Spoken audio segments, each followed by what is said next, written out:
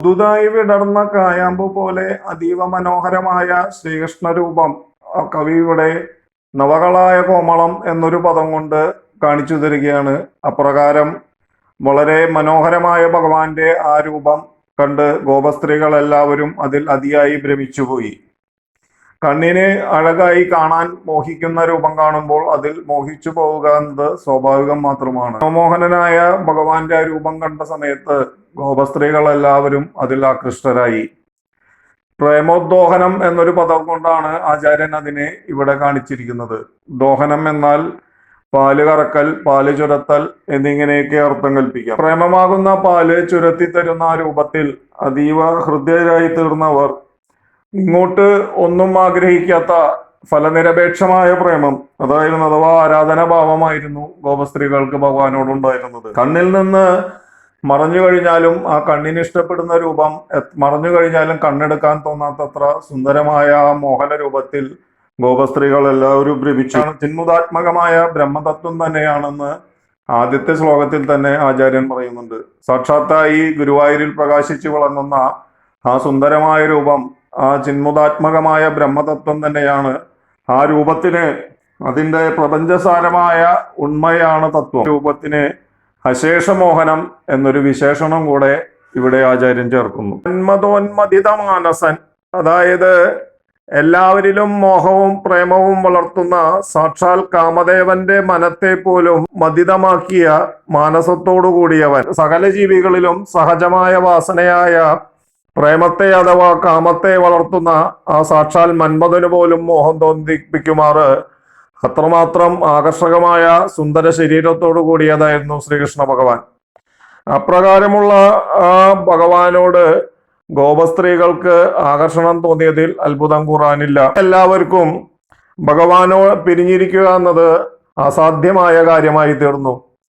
കാട്ടിൽ കാലികളെ മേയ്ക്കാൻ മറ്റു കുട്ടികളോടൊപ്പം പോകുന്ന കുറച്ചു നേരം പോലും ഭഗവാനെ പിരിഞ്ഞിരിക്കുക എന്നത് അവർക്ക് ചിന്തിക്കാനാവാത്ത തരത്തിലായി. അത്രമാത്രം ഭഗവാനെ കുറിച്ച് ഓർക്കാത്തൊരു നിമിഷം പോലും അവരുടെ ജീവിതത്തിലില്ല എന്ന സ്ഥിതി വന്നു.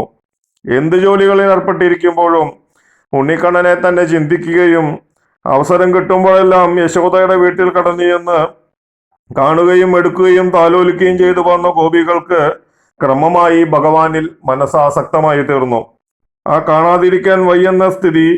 ഭഗവാൻ ഏവരുടെയും ഹൃദയത്തെ ഹരിക്കുന്നവനാണ് ഭഗവാൻ. അതുപോലെ കാണുന്നവരുടെ കണ്ണുകളെയും കേൾക്കുന്നവരുടെ കാതുകളെയും ഹരിക്കുന്ന ഭഗവാൻ ഏതെങ്കിലും തരത്തിൽ തന്നോട് ബന്ധപ്പെടുന്നവരുടെ സർവ ഇന്ദ്രിയങ്ങളെയും ഹരിക്കുന്നവൻ, ആ സ്മരിക്കുന്നവരുടെ എല്ലാം ഹൃദയത്തെ ഹരിക്കുന്നവൻ, ഭക്തിപൂർവം ആരാധിക്കുന്നവർക്ക് എല്ലാ താപങ്ങളെയും ഉന്മൂലനം ചെയ്ത് ജനന മരണാദി ദുഃഖങ്ങളെ എല്ലാം ഹരിച്ചു കൊടുക്കുന്ന ഹരി ഗോപസ്ത്രീകളുടെ മനസ്സിനെ ഹരിച്ചു എന്നതിൽ അത്ഭുതം കൂറാനില്ല എന്ന് പറയുന്നു. ആ സാക്ഷാൽ മന്മഥനായ ഭഗവാന്റെ ആ രൂപത്തെ മോഹിച്ച ഗോപസ്ത്രീകളുടെ മനസ്സിന്റെ സ്ഥിതി ഇവിടെ എടുത്തു കാട്ടുന്നു. സ്ത്രീ സൗന്ദര്യം വർണ്ണിക്കുന്ന അവസരത്തിൽ പലപ്പോഴും കണ്ണുകളുടെ വർണ്ണന വരുന്ന സമയത്ത് കൂടുതലും മാനിന്റെ മിഴികളോടാണ് ഉപമിക്കാറ്.